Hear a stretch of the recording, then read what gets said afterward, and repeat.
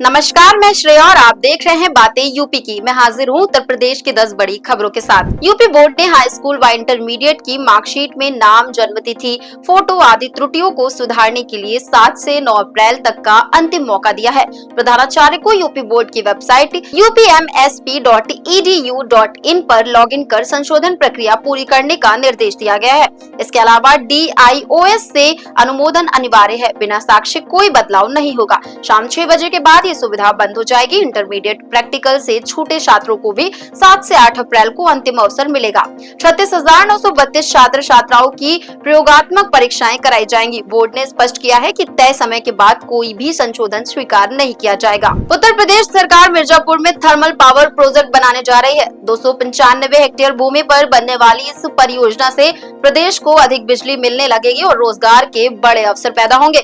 भूमि अधिग्रहण प्रक्रिया तेज कर दी गई है। रेलवे लाइन, सड़क पाइपलाइन और ट्रांसमिशन की तैयारी भी साथ साथ चल रही है। परियोजना को सभी विभागों से NOC मिलने के बाद शुरू किया जाएगा। ये कदम न सिर्फ बिजली उत्पादन बढ़ाएगा बल्कि औद्योगिक विकास को भी रफ्तार देगा। योजना पूरी तरह पारदर्शी होगी और स्थानीय युवाओं को फायदा मिलेगा। अब बढ़ते हैं अगली खबर की ओर। लखनऊ के ITI अलीगंज में 9 व 11 अप्रैल को रोजगार मेले का आयोजन होगा। पहले दिन टाटा मोटर्स और दूसरे दिन मारुति कंपनी अप्रेंटिस और अस्थायी कामगारों का चयन करेगी। 18 से 25 वर्ष के अभ्यर्थी जिन्होंने हाई स्कूल व ITI NTC 60% अंकों से पास किया हो भाग ले सकते हैं। चयन प्रक्रिया में प्रोफाइल स्क्रीनिंग, इंटरव्यू, मेडिकल और दस्तावेज जांच शामिल होगी। पिछले 90 दिनों में चयन प्रक्रिया में शामिल अभ्यर्थी योग्य नहीं होंगे। सभी जरूरी दस्तावेज के साथ सुबह 10 बजे ITI अलीगंज पहुंचना अनिवार्य है। लखनऊ के अकबर नगर में 1169 घरों को तोड़कर अब सौमित्र वन पार्क तैयार हो रहा है। राम के भाई लक्ष्मण के नाम पर बने इस पार्क में जापानी मियावाकी तकनीक से 10,000 पौधे लगाए गए हैं। कुकरेल नदी के किनारे बन रहा ये पार्क 10 एकड़ में फैला हुआ है, जहां हरियाली, सड़कों और बैठने की व्यवस्था हो चुकी है। मुख्य गेट समेत अन्य निर्माण कार्य अंतिम चरण में है। LDA द्वारा विकसित ये पार्क 15 दिन में पूरा होगा। कुल 24.5 एकड़ जमीन को 3 भागों में बांटा गया है, जिसमें STP प्लांट और शक्ति वन भी शामिल है। इसी के साथ अब बढ़ते हैं अगली खबर की ओर। गोरखनाथ मंदिर में CM योगी आदित्यनाथ ने सोमवार यानी आज जनता दर्शन में 300 लोगों की समस्याएं सुनी। जमीन विवाद और भू माफिया की शिकायतों पर अधिकारियों को सख्त कार्रवाई के निर्देश दिए। उन्होंने कहा कि पीड़ितों को न्याय दिलाना सरकार की प्राथमिकता है। बच्चों से मिलकर चॉकलेट दी, पढ़ाई के बारे में पूछा।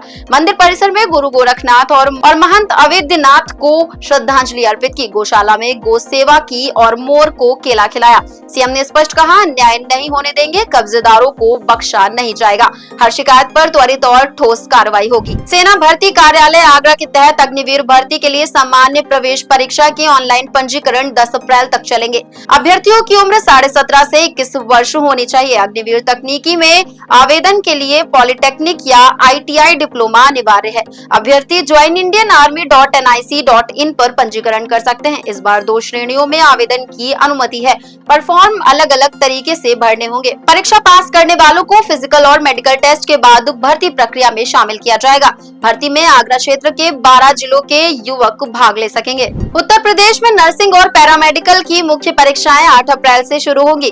परीक्षा से 30 मिनट पहले पेपर कॉलेजों को ऑनलाइन भेजे जाएंगे। ये पेपर CCTV कैमरे की निगरानी में प्रिंट कर छात्रों को दिए जाएंगे। उत्तर पुस्तिकाएं बारकोड वाली होंगी ताकि गड़बड़ी ना हो। कॉलेजों को कंप्यूटर, इंटरनेट, प्रिंटर और पेपर जैसी सुविधाएं पहले से तैयार रखनी होंगी। उत्तर प्रदेश मेडिकल फैकल्टी ने सभी कॉलेजों से अपने अपने टीचरों की जानकारी मांगी है ताकि परीक्षा के बाद कॉपियों की जांच के लिए टीचर चुने जा सके। परीक्षा पारदर्शी और सख्ती से कराई जाएगी। अब बढ़ते हैं अगली खबर की ओर। उत्तर प्रदेश में योगी सरकार जल्द ही ग्रामीण आबादी अभिलेख विधेयक 2025 लाएगी, जिससे घरौनी यानी गांव की प्रॉपर्टी का सर्टिफिकेट में संशोधन की सुविधा मिलेगी। घरौनी मिलने के 6 महीने के अंदर कोई भी व्यक्ति आपत्ति दर्ज कर सकता है।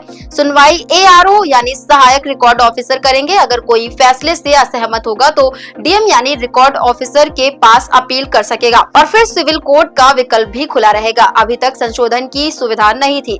ये विधेयक गांवों में मालिकाना हक से जुड़े विवादों को सुलझाने और संपत्ति रिकॉर्ड को पारदर्शी बनाने के लिए लाया जा रहा है। उत्तर प्रदेश में नाबालिग बच्चों द्वारा बाइक स्कूटी चलाने पर सख्त कार्रवाई होगी। परिवहन विभाग और ट्रैफिक पुलिस मिलकर स्कूलों के बाहर अभियान चलाएंगे। स्कूल से छुट्टी के समय वाहन चलाते बच्चों की वीडियो रिकॉर्डिंग की जाएगी। इसके आधार पर उनके अभिभावकों और स्कूल प्रबंधन को नोटिस भेजा जाएगा। सीएम योगी ने निर्देश दिए हैं कि सड़क हादसों में कमी लाने के लिए नाबालिगों को हर हाल में वाहन चलाने से रोका जाए। साथ ही सड़क सुरक्षा को लेकर भी जन जागरूकता अभियान चलेगा, जिससे ट्रैफिक नियमों का पालन सुनिश्चित करने की सलाह दी जाएगी। अब चलते चलते एक नजर डाल लेते हैं उत्तर प्रदेश के मौसम की ओर। उत्तर प्रदेश में गर्मी ने रफ्तार पकड़ ली है। आगरा, गौतम बुद्ध नगर, मथुरा समेत 10 जिलों में लू की चेतावनी जारी हुई है। कई स्थानों पर पारा 40 डिग्री सेल्सियस के पार पहुंचा। राजधानी लखनऊ में भी गर्म हवाएं और तेज धूप लोगों को परेशान कर रही है। सरकार ने हीट वेव से निपटने के लिए अस्पतालों में कोल्ड रूम, ORS काउंटर और AC कूलर लगाने के निर्देश दिए हैं। वायु गुणवत्ता भी कई जगहों पर खराब पाई गई है। सतर्क रहने और बाहर निकलने से बचने की सलाह दी गई है। तो ये थी दिन भर की 10 बड़ी खबरें। ऐसी ही खबरों को देखने के लिए देखते रहें और करते रहें बातें यूपी की। धन्यवाद।